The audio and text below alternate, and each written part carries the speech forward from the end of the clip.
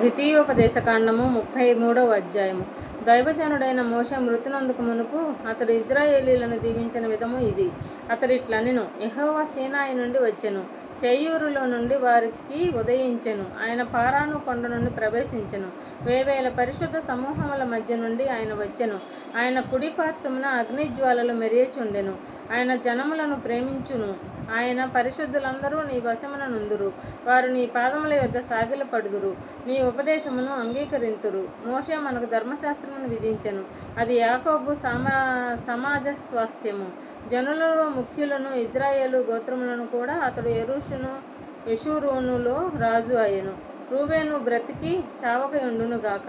అతనిని వారు లెక్కింపలేనంత మంది అగుదురు. యూదాను గూర్చి అతడు ఇట్లనెను: యెహోవా యూదా మనవి విని అతని ప్రజల యొద్దకు అతన్ని చేర్చుము. యూదా బాహుబలము అతనికి చాలునట్లు చేసి అతని శత్రువులకు విరోధముగా నీవు అతనికి సహాయుడివై ఉందువు. లేవీని గూర్చి ఇట్లనెను: నీ తుమ్మిము నీ ఊరిము నీ భక్తునికి కలవు. మస్సాలో నీవు అతని పరిశోధించితివి. మెరీబా నేల యొద్ద అతనితో వివాదపడితివి. అతడు నేను వాని నెరుగనని తన తండ్రిని గూర్చియు తన తల్లిని గూర్చియు అనెను. తన సహోదరులను లక్ష్యపెట్టలేదు. తన కుమారులను ఎంచలేదు. కుమార్తెలను ఎంచలేదు. వారు నీ వాక్యమును బట్టి నీ నిబంధనను బట్టి గైకొండ్రి. వారు యాకోబునకు నీ విధులను, ఇశ్రాయేలీయునకు నీ ధర్మశాస్త్రమును నేర్పుదురు. నీ సన్నిధిని ధూపమును నీ బలిపీఠము మీద సర్వాంగ బలి అర్పించుదురు. యెహోవా అతని బలమును అంగీకరించుము. అతడు చేయు కార్యమును అంగీకరించుమి. అతని విధులను అతని ద్వేషించు వారును లేవకుండునట్లు వారి నడుములను విరుగగొట్టుము. బెన్యామీనును గూర్చి ఇట్లనెను: బెన్యామీను యెహోవాకు ప్రియుడు. ఆయన యొద్ద అతడు సురక్షితముగా నివసించును.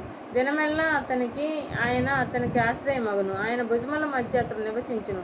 యోసేపును గూర్చి ఇట్లనెను: ఆకాశ పరమార్థము వలన, మంచు వలన, కింద పొంగియున్న అగాధ జలము వలన, సూర్యుని వలన కలుగు ప్రతి ఫలములోని శ్రేష్ఠ పదార్థము వలన, చంద్రుడు పుట్టించు శ్రేష్ఠ పదార్థము వలన, పురాతన పర్వతముల శ్రేష్ఠ పదార్థముల వలన, నిత్య పర్వతముల శ్రేష్ఠ పదార్థము వలన, సంపూర్ణంగా ఫలించు భూమికి కలిగిన శ్రేష్ఠ పదార్థముల వలన యెహోవా అతనిని భూమిని దీవించును.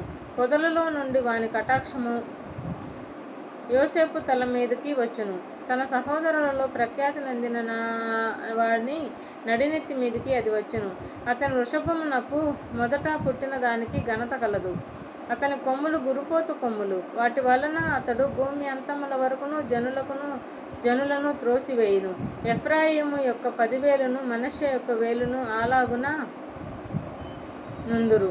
జబూలూనును గూర్చి ఇట్లనెను: జబూలూను, నీవు బయలువెళ్ళు స్థలమందు సంతోషించుము.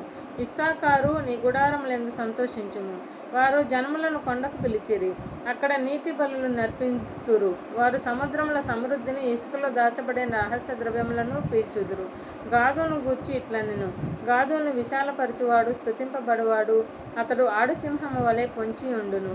బాహువును నడినెత్తిని చీల్చివేయును. అతడు తన కొరకు మొదటి భాగము చూచుకొనెను. అక్కడ నాయకుని భాగము కాపాడబడెను. అతడు జనములోని ముఖ్యులతో కూడా వచ్చెను. యెహోవా తీర్చిన న్యాయమును జరిపెను. ఇజ్రాయేలీయుల యొద్ద యెహోవా విధులను ఆచరించెను. దానును గూర్చి ఇట్లనెను: దాను సింహపు పిల్ల, అది బాషాను నుండి దుమికి దాటును. నఫ్తాలిని గూర్చి ఇట్లనెను: కటాక్షము చేత తృప్తి పొందిన నఫ్తాలి, యెహోవా దీవెన చేత నింపబడిన నఫ్తాలి, పశ్చిమ దక్షిణ దిక్కులను స్వాధీనపరచుకొనుము.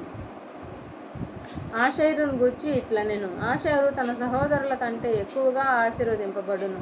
అతడు తన సహోదరుల కంటే కటాక్షము నొందును. తన పాదములను తైలములో ముంచుకొనును. నీ కమ్ములు ఇనుపవియు ఇత్తడివియును అయి ఉండును. నీవు బ్రతుకు దినములలో నీకు విశ్రాంతి కలుగును.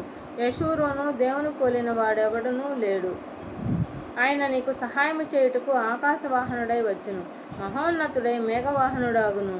శాశ్వతుడైన దేవుడు నీకు నివాస స్థలము. నిత్యముగా నుండు బాహువులు నీ క్రింద నుండును. ఆయన నీ ఎదుటి నుండి శత్రువును వెళ్ళగొట్టి నశింపజేయమనెను. ఇజ్రాయేలు నిర్భయముగా నివసించును. యాకోబు ఊట ప్రత్యేకింపబడును. అతడు తన ధాన్య ద్రాక్షారసము గల దేశములో నుండును.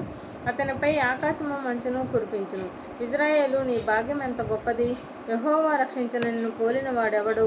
ఆయన నీకు సహాయకరమైన కేడెము.